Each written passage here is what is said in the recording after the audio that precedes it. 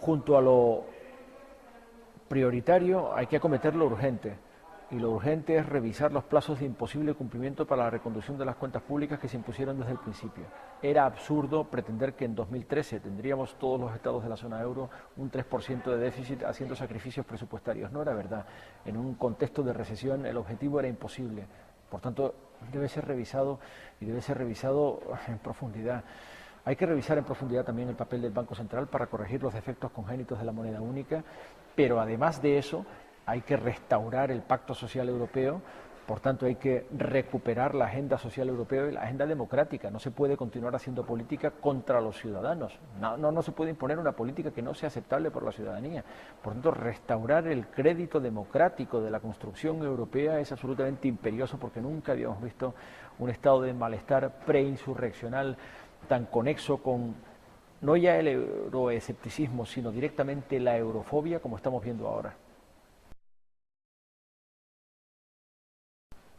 Es una ironía y especialmente triste que la entrada en vigor del Tratado de Lisboa, que estaba diseñado para hacer del Parlamento Europeo el Parlamento más poderoso de la historia de Europa, y al mismo tiempo el Parlamento más poderoso de Europa, haya coincidido en el tiempo con la peor crisis de la Unión Europea en toda su historia, porque el resultado práctico de esta contradicción ha sido el arrumbamiento de este Parlamento Europeo más decisivo que nunca, la humillación de la Comisión, cuando no su complicidad, con la regubernamentalización y renacionalización de la política europea, dominada por el Consejo, y dentro del Consejo por aquellos que se creen más iguales que otros, los estados que piensan tienen la sartén por el mango.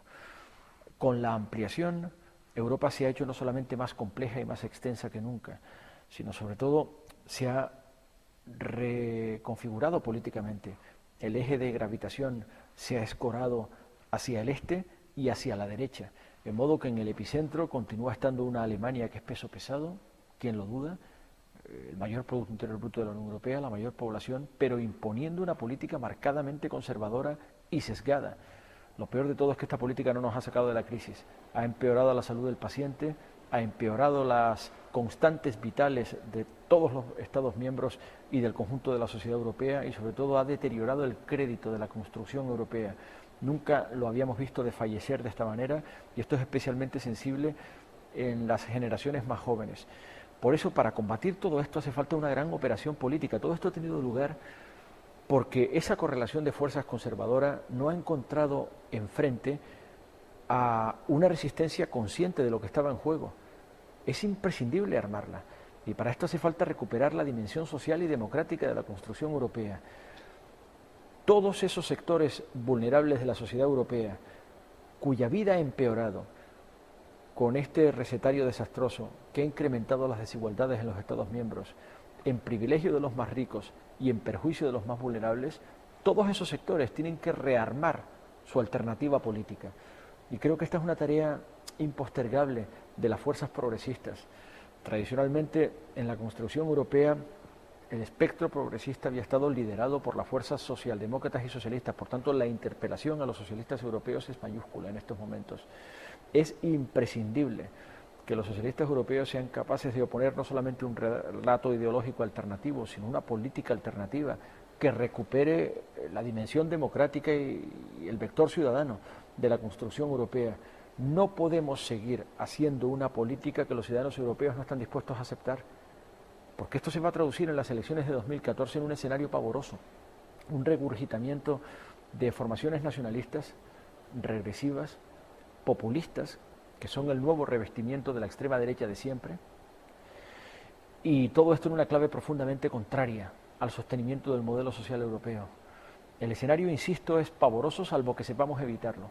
Por eso es imprescindible conectar con todo ese espectro de malestar social y decirles que la patada al tablero no es la solución. Salirnos del euro tampoco.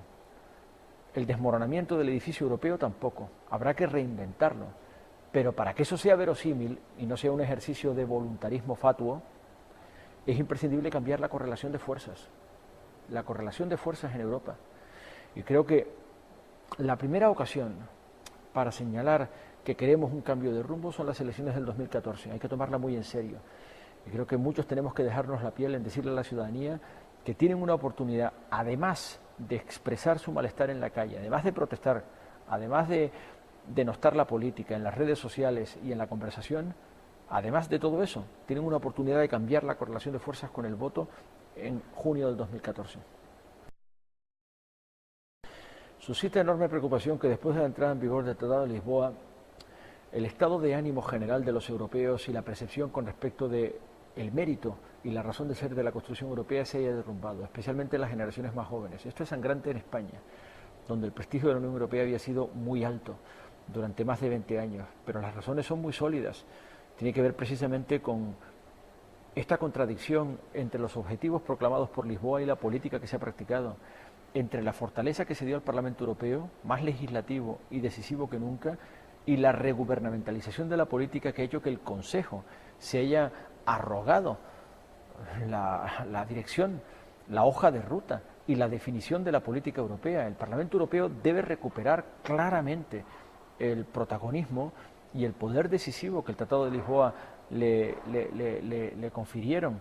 Y para eso es imprescindible que las elecciones europeas del 2014 sean un antes y un después y decir algo al respecto. Pero el Parlamento Europeo debe dialogar con los parlamentos nacionales porque la Unión Europea no ha disuelto a los Estados miembros. La Unión Europea no consiste en la superación ni en la disolución de los Estados miembros, consiste en la integración supranacional de los Estados miembros.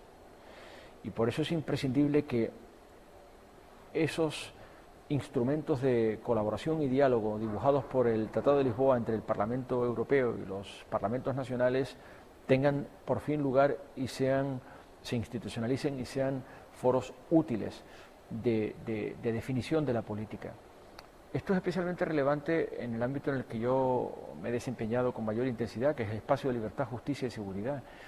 Tradicionalmente, el espacio de libertad, justicia y seguridad, antiguamente llamado tercer pilar, había sido un dominio intergubernamental, ya no lo es, ahora es política europea sometido al procedimiento legislativo común.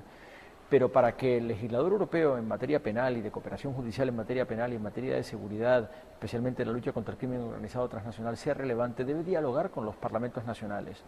Y ese diálogo tiene que ser un diálogo equitativo. No puede ser que haya parlamentos nacionales que se erijan en un factor decisivo a la hora de establecer los equilibrios de poder, a la hora de establecer el deal breaking. El Bundestag una vez más aparece como más parlamento que otros parlamentos nacionales. Es imprescindible que todos lo tomemos igualmente en serio. Y esto tiene que tener un efecto relegitimador del proceso europeo. Muchos ciudadanos están cabreados porque piensan que a la hora de votar no marcan la diferencia. La política seguirá siendo la misma y les vendrá impuesta de todos modos. Entonces muchos ciudadanos deciden abdicar, desistir, desenchufar o simplemente protestar y cabrearse.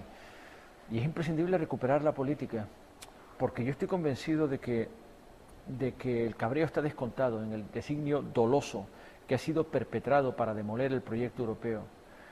Quienes están detrás de la sala de máquinas que ha diseñado esta hoja de ruta tan catastrófica y tan suicida para la construcción europea no están impresionados y desde luego no están atemorizados por el cabreo en la calle.